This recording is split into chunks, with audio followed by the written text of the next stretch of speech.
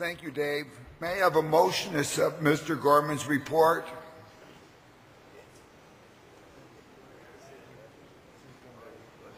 Did we already get the motion for his report? Okay. That's what happens when you switch gears and different people here.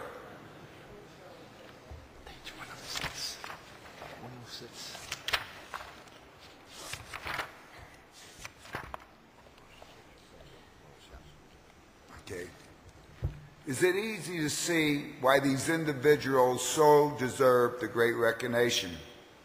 They are truly the best of the best, outstanding examples of the standards of excellence at the VA. Not only are they superior VA employees, they are keenly aware of the noble service of our veterans and the complexities of disabilities. It is that shared dedication to assist those who have suffered in service to our nation that make them remarkable VA employees. Once again, please give these exceptional VA employees a big round of applause.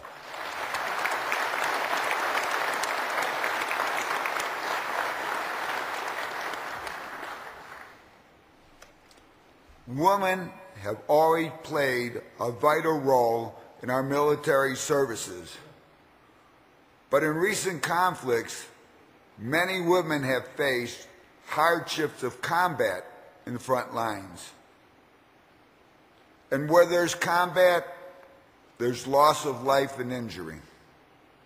In this video entitled, Honoring Our Women Veterans, you are about to see the stories of some of our brave women veterans and the price they paid protecting our country.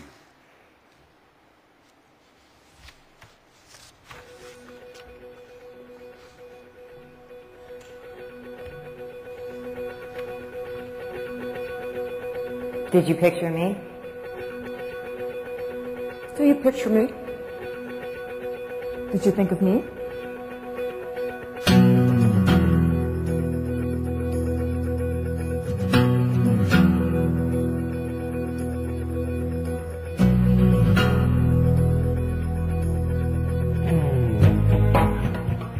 And I stepped one foot on the campus in West Point. Right then, sort of a romantic moment where I just instantly fell in love with it and thought, this is the place for me. You know, this is the future, and you know, I want to be a military officer when I graduate from college. I just wanted to serve for no other reason. My dad is a two-time combat vet. He's old school infantry, so I kind of followed in his footsteps. I started out in the Army Reserves. I was an ROTC cadet and went to flight school, started flying Black Hawks and Hueys, and then I moved over to the National Guard in 1996. Regardless of what Congress says or regardless of what the military is saying, I mean, clearly women are in combat. That's the reality on the ground.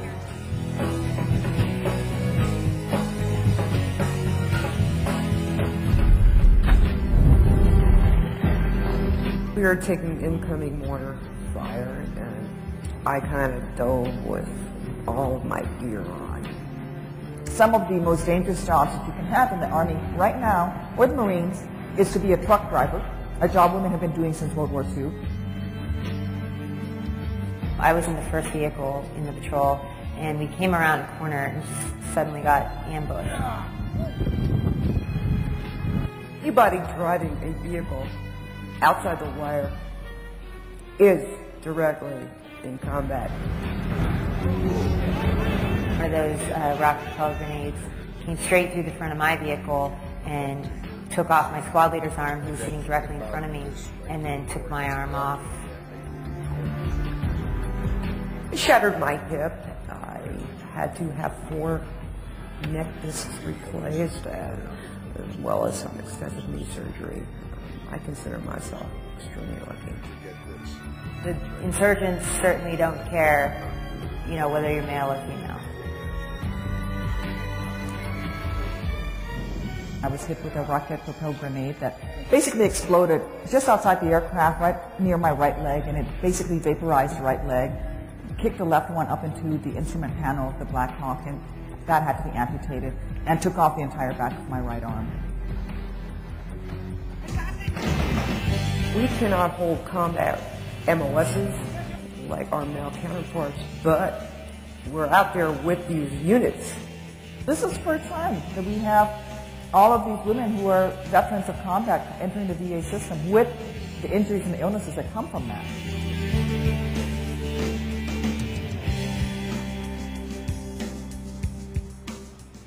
DAV was one of the first organizations that reached out to me when I was at Walter Reed. The morale, welfare, and recreation side of it, we set up a lot of events for other veterans and things that make you feel better. There was a golf event that they had put together in Wisconsin. What DAV did was they really talked about what I was entitled to, made sure that I knew, what all the benefits were. The fact that most of the folks are disabled veterans themselves is a phenomenal asset to us because they've all been through what we're going through. The DAV holds my power of attorney, for example. Even though I'm the Director for Veterans Affairs of the state of Illinois, I have kept my power of attorney with the DAV, and they are my representatives when I deal with the federal VA. The DAV is the soldier's advocate, probably best friend is going through this tedious process. They were fighting for benefits that I have now long before I ever knew I was going to need those benefits. And they'll be there long after I'm gone. And it's a tough fight, but it's a very important one.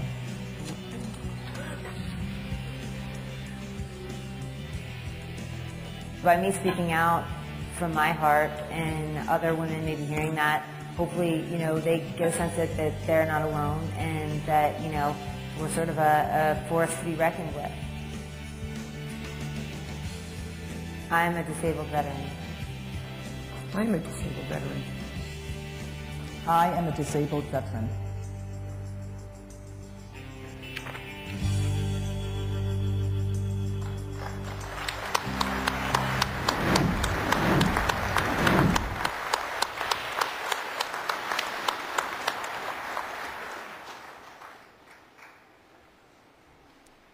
I would now like to call upon Chairman Bradley S. Barton for the report of the Committee on Constitution and Bylaws.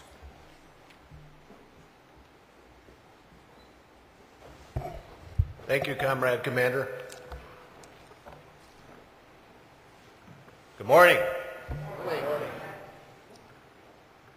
Comrade Commander and delegates, the National Convention Committee on the Constitution and Bylaws was called to order for its first business session on August 22nd, 2009, by the committee advisors Fred Bristol and Ed Hartman. The first order of business was the election of a convention committee chairman and secretary. Bradley Barton was elected as chairman and Christine Childers was elected as secretary. The committee then proceeded to review the one resolution submitted, and I will now report to you the resolution recommended for adoption by the National Convention. Article 8, Section 8, Paragraph 2, Resolution number 210.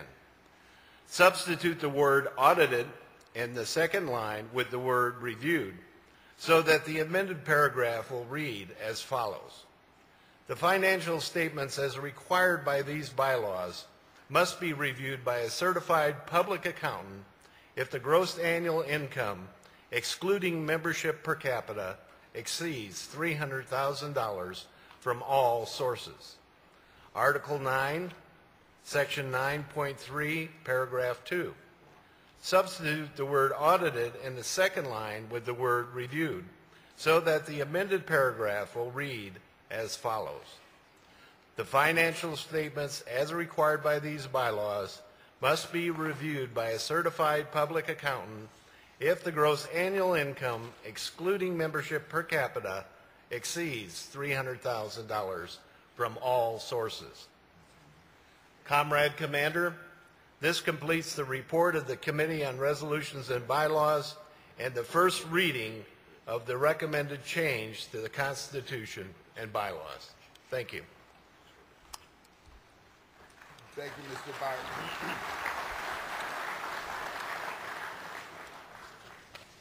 In accordance with Rule 9, now is the time for any rejected resolution to be read. Are there any rejected resolutions, especially pertaining to this resolution? Hearing none, thank you. You will hear the final report of the Constitution and Bylaws Committee on Tuesday's business section.